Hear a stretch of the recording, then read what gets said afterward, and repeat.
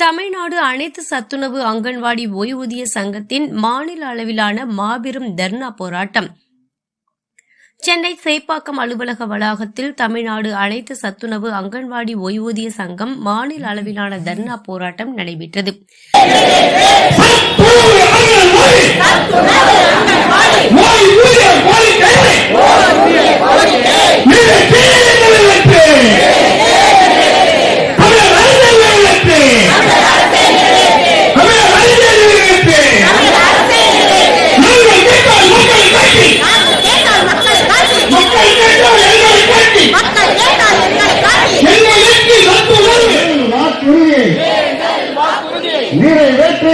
இதற்கு மாநில தலைவர் கே பழனிசாமி தலைமை தாங்கினார்.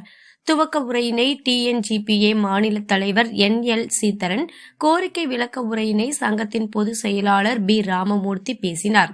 வாழ்த்துரையினை டிஎன்ஜிபிஏ பொதுச் செயலாளர் பி கிருஷ்ணமூர்த்தி, பொதுச் செயலாளர் டிஎன்என்எம்இஏ மலர்விழி வழங்கினர். நிறைவுரையாக டிஎன்ஜிஇஏ மாநில தலைவர் ச டேனியல் ஜெய்சிங் பேசினார்.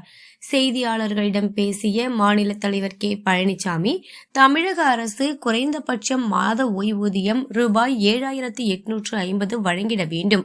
அகவிலைப்படி குடும்ப ஓய்வூதியம், மருத்துவப்படி, மருத்துவ காப்பீடு, குடும்ப நலநிதி, பண்டிகை முன்பணம், ஈமச்சடங்கு தொகை, பொங்கல் பரிசு தொகையை உயர்த்தியும், ஓய்வு பெறும் நாளிலேயே சிறப்பு சேம நிதி, பொது வருங்கால வைப்பு நிதி தொகையை வழங்க வேண்டும் மற்றும் காலை சிற்றுண்டி திட்டத்தை சத்துணவு ஊழியர்களிடம் ஒப்படைக்க வேண்டும் என கோரி மாபெரும் தர்ணா போராட்டம் நடைபெறுவதாக கூறினார்.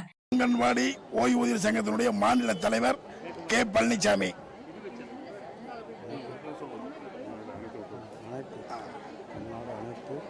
கடந்த தேர்தல் வாக்குறுதியாக மாண்புமிகு தமிழக முதலமைச்சர் அவர்கள் 513வது தேர்தல் வாக்குறுதியிலே சத்துணவு அங்கன்வாடி ஊழியர்களுக்கு வரையறுக்கப்பட்ட ஊதியமும் அவர்களுக்கு ஓய்வூதியமாக குறைந்தபட்ச ஓய்வூதியம் 7,850 வழங்குவேன் என்று தேர்தல் வாக்குறுதியில் 513வது தேர்தல் வாக்குறுதியில் தெளிவாக குறிப்பிட்டிருக்கிறார். ஆனால் 4 ஆண்டு முடிய போகிறது.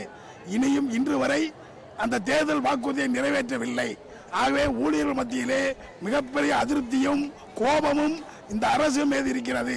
அரசு சலுகைகள் எதையும் அந்த ஊழியர்களுக்கு கிடைப்பதில்லை. மருத்துவப்படியாகட்டும், அதே போல 1000 ரூபாயாகட்டும் எதுவும் கிடைக்காத போது இந்த அரசு மேல் ஒரு விரக்தி என்பது இருக்கிறது.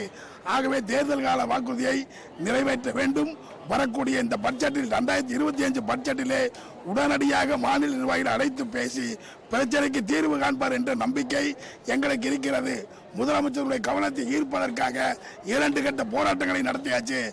இந்த தேர்தல் வாக்குறுதியில் எங்களுடைய அந்த கோரிக்கை நிறைவேற்றப்பட்டால் வரக்கூடிய பட்ஜெட் கூட்டத்தில் நிறைவேறவில்லை என்றால் தமிழகம் முழுவதும் இருக்கக்கூடிய போராடக்கூடிய அனைத்து சங்கங்களையும் ஒருங்கிணைத்து இந்த அரசுக்கு நிர்பந்தம் கொடுத்து எங்களுடைய கோரிக்கையை நிச்சயமாக பெறுவோம் என்று நம்பிக்கையோடு தெரிவித்துக் கொள்கிறேன்.